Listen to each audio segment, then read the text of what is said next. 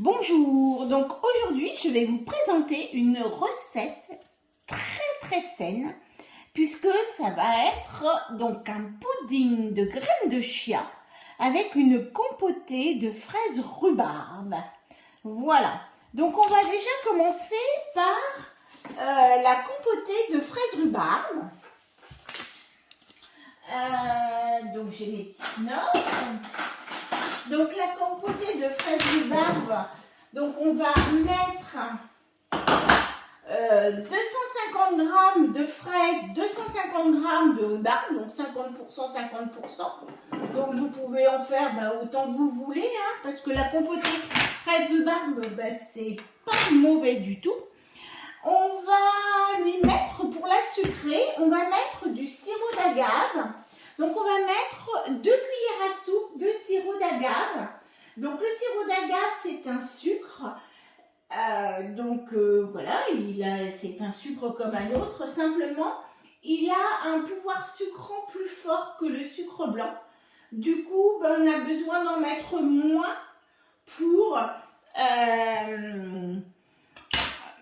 pour sucrer notre préparation.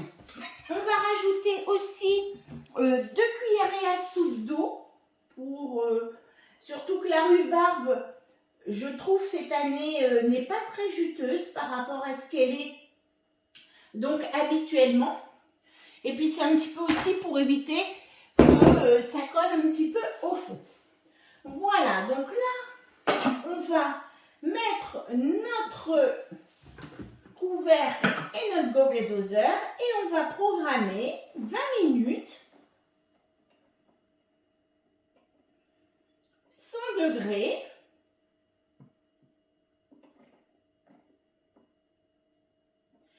et on va aller sur la vitesse 1.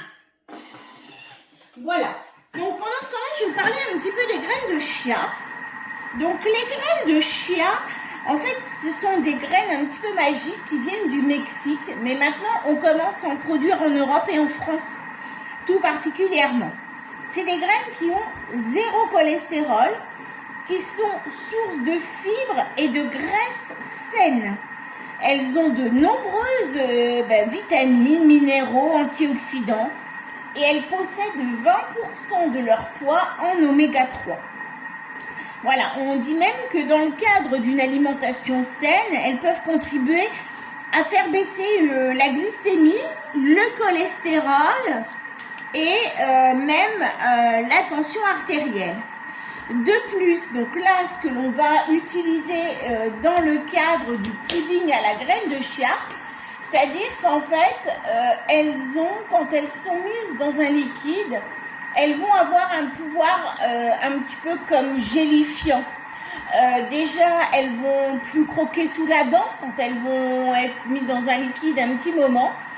Et donc, elles vont avoir un pouvoir gélifiant et elles vont empêcher, elles vont permettre de ne pas mettre d'œufs. Donc comme elles sont aussi source de protéines, et ben voilà, les protéines on les a dedans, on n'a pas besoin des œufs. Et du coup, on a une super graine et puis qui est très bonne pour la santé. Voilà, donc là, on va se retrouver quand la compotée de rhubarbe fraise sera terminée. Voilà.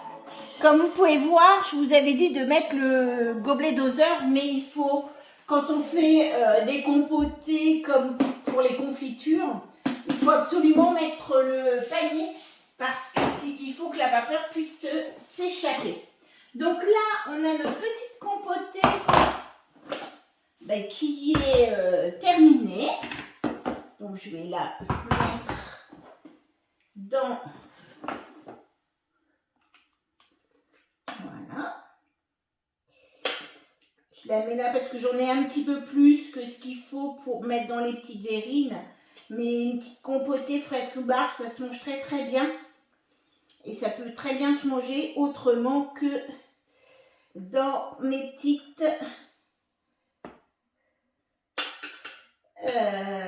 dans les petits puddings. Voilà. Bon. Donc, logiquement, vous nettoyez votre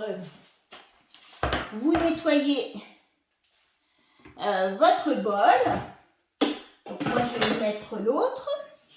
Donc pour faire le pudding, il va tout simplement nous falloir 3 cuillères à soupe de graines de chia.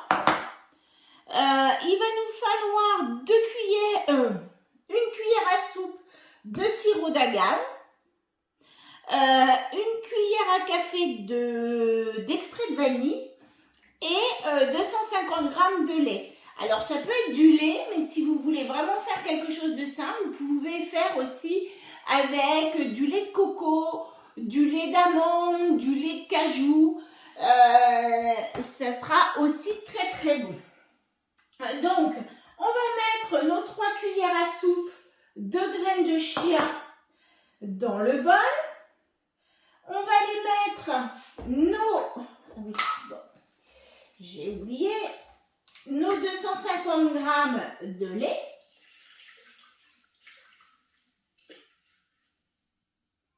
Voilà. On va mettre donc notre cuillère à soupe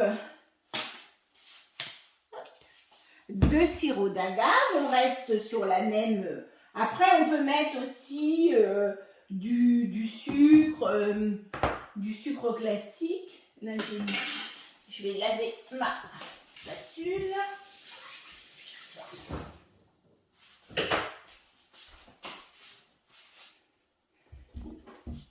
Voilà. Oups. Alors, on fait attention. Alors, ce que j'ai fait là, on évite de le faire parce que c'est arrivé à une de mes clientes. Ils ont oublié la cuillère à soupe dans le bol. Donc, c'était pas terrible. Donc, on va mettre aussi maintenant une cuillère à café d'extrait de vanille. Alors, après, vous mettez ce que vous voulez. Hein. Ça peut être aussi, pourquoi pas, de la fleur d'oranger ou d'autres. Voilà. Donc, et là, on va mixer pendant 20 secondes à la vitesse 3.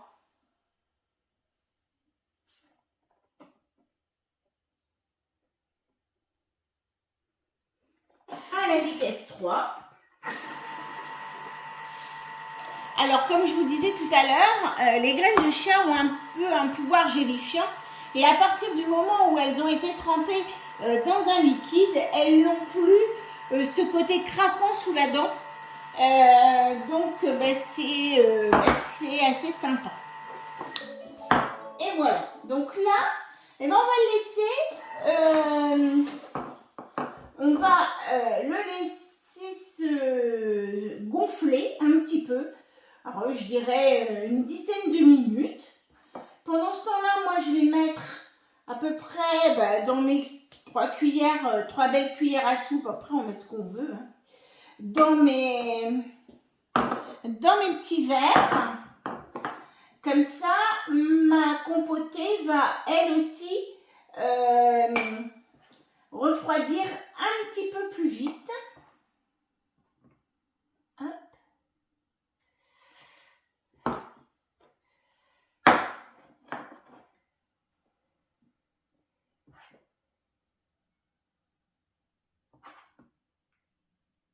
Et voilà. Donc là, on va laisser une bonne dizaine de minutes à gonfler. Voilà. Et bien maintenant, mes graines de chia sont bien ramollies. Je vais pouvoir les répartir dans mes verrines.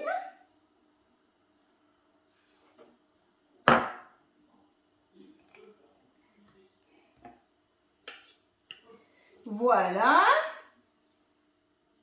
Donc, j'enlève bien, je prends bien tout ce qui reste, puisque c'est ce qui va faire gélifier ensuite la petite verrine.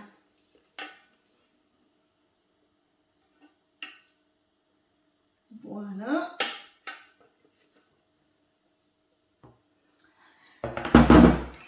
Je vais mélanger. Comme ça, c'est déjà mélangé. Ou alors, vous laissez comme ça. C'est comme vous voulez. Je vais en laisser une. Comme ça, je vais voir un petit peu la différence. Donc, voilà.